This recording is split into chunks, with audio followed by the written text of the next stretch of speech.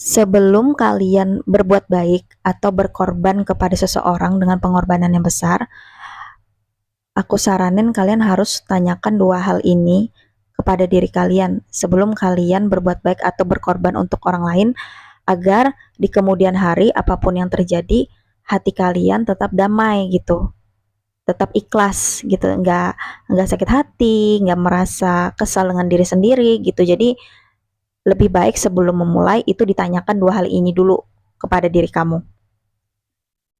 Yang pertama, kamu tanyakan sama diri kamu. Misalkan kamu nih berbuat baik kepada orang ini, atau kamu berkorban lah kepada orang ini, dan itu pengorbanan yang tidak mudah misalkan.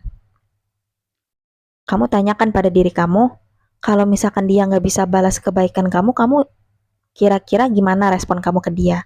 Kamu marah nggak sama dia? Misalkan kamu ternyata di dalam pikiran kamu berharap dia membalas kebaikan kamu dengan uh, harapan-harapan kamu di pikiran kamu. Nah, itu bahaya. Kenapa? Kalau misalkan si orang yang kamu bantu ini atau kamu berkorban untuk dia ini ternyata tidak membalas kebaikan kamu akan sangat kecewa dengan dia gitu. Kamu akan sangat-sangat sakit hati gitu. Jadi, kalau misalkan di pertanyaan pertama ini kamu bisa menjawab seperti ini, kayak, kalau dia nggak bisa balas kebaikanku nggak apa-apa. Aku berbuat baik kepada dia, aku berkorban kepada dia, karena aku ingin minta balasan kepada Allah gitu. Nah, ini lulus nih di pertanyaan yang pertama. Sudah? Ya. Kalau udah, lanjut pertanyaan kedua ya. Misalkan, nih orang yang kamu kasih kebaikan nih, atau kamu berkorban besar nih buat dia, membantu dia, kalau suatu hari dia ternyata menjahati kamu, gimana respon kamu? Kira-kira kamu sakit hati nggak? Bakal nerima nggak? Kalau jawabannya, wah kurang ajar banget nih orang, agak ah. Nah, pikir-pikir lagi tuh kamu. Tapi kalau misalkan kamu bisa ngejawab nih, kayak, kalau dia mau baik ataupun jahat sama aku di kemudian hari, itu bukan urusanku. Urusanku sekarang, aku ingin bantu dia karena Allah.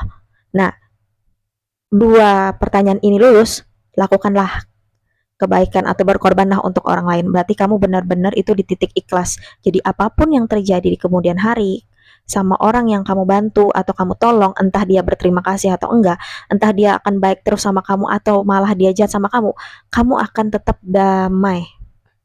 Karena kamu dari awal udah ikhlas gitu. Itu kunci supaya kamu ketika berbuat baik itu benar-benar ikhlas gitu. Tapi nggak mudah sih, aku sendiri pun masih belajar untuk tahap ini gitu, karena ya susah juga gitu. Kita pasti akan berharap orang itu paling tidak, bukan untuk membalas sih kebaikan kita, paling tidak jangan jahatlah kepada kita gitu. Tapi ketika orang yang kita bantu ternyata berbuat hal yang tidak menyenangkan kepada kita pasti kecewanya dalam-dalam banget gitu. Kayak kita ngerasa kok dia ini kayak gini gitu. Nah, rasa sakit itu yang ternyata ku evaluasi, oh ternyata dari awal mungkin aku nggak ikhlas nolongnya gitu. Berarti yang salah siapa? Yang salah aku gitu. Harusnya dalam melakukan pertolongan itu, melakukan kebaikan itu harus di awal tuh harus ditanyakan kepada diri gitu. Niatnya apa? Emang bener-bener niat itu nomor satu. Um, aku sering dengar ceramah di dulu ya di pengajian almarhum Guru Juhdi di Banjarmasin itu. Almarhum Guru Juhdi itu selalu bilang, kita itu nggak ada kisah, artinya kita itu tidak ada cerita. Maksudnya apa? Maksudnya gini, aku baru tahu sekarang, baru memahami sekarang. Maksudnya gini, ketika kita melakukan kebaikan, kita menganggap kebaikan yang kita lakukan kepada orang lain itu adalah bukan kita yang ngerjakan, tapi Allah sedang istilahnya minjam raga kita untuk berbuat baik kepada orang itu. Otomatis kita itu nggak ada cerita sebenarnya. Nah, jadi kita itu minta upah kemana? Ke makhluk ini atau ke Allah? Ke Allah kan, sebagai yang nyuruh gitu. Nah, itu maksud beliau, dan aku baru paham sekarang gitu. Pada pengajiannya dulu waktu aku zaman kuliah. Sekarang umur hampir 29 gitu kan. Jadi baru memahami gitu, memahami karena um, praktek, jadi baru memahami gitu. Nah, jadi kalau kita sebagai kurir yang membawa kebaikan untuk orang lain, tugas kita tinggal ngasih aja gitu loh. Urusan nih orang mau gimana gimana tuh bukan urusan kita. Kita minta upah ke Allah yang nyuruh. Nah, sebagai orang yang dikasih kebaikan, ini si orang nih yang dikasih kebaikan, itu juga punya tugas sebenarnya. Misalkan kamu nih dibantu orang, orang berbuat baik sama kamu, orang menolong kamu, orang berkorban sama kamu. Orang ini punya tugas juga dari Allah, yaitu apa? Bersyukur. Cara bersyukur kepada Allah, dia harus bersyukur atau berterima kasih kepada makhluk yang membawa kebaikan itu atau si kurir tadi.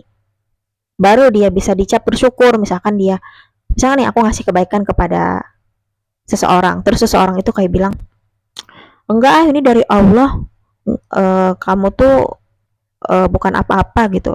Jadi dia nggak mau terima kasih ke aku nih, tapi dia kayak bilang ke Allah. Nah, dia itu nggak bisa dibilang bersyukur karena dia tidak berterima kasih kepada yang si perantara ini. Nah, kayak gitu contohnya ya. Jadi, tapi itu urusan dia. Urusan kita, misalkan kita nih sebagai si kurir, kita ya udah ngasih aja gitu. Kayak kurir gimana sih gitu. Tapi kalau kita misalkan yang menerima kebaikan, kita harus berusaha bagaimana caranya berterima kasih kepada orang yang membawa kebaikan itu kepada kita atau si perantara gitu. Sebisa kita lah untuk berterima kasih gitu. Dan melatih diri, kita ini melatih diri agar kita bisa untuk melupakan kebaikan kita, tapi selalu mengingat kebaikan orang lain gitu. Melatih diri agar jadinya kita tuh nggak beban gitu ketika misalkan orang yang kita bantu itu nggak sesuai dengan ekspektasi kita gitu loh. Jadi kita nggak kecewa. Ini kayak gitu sih menurut aku.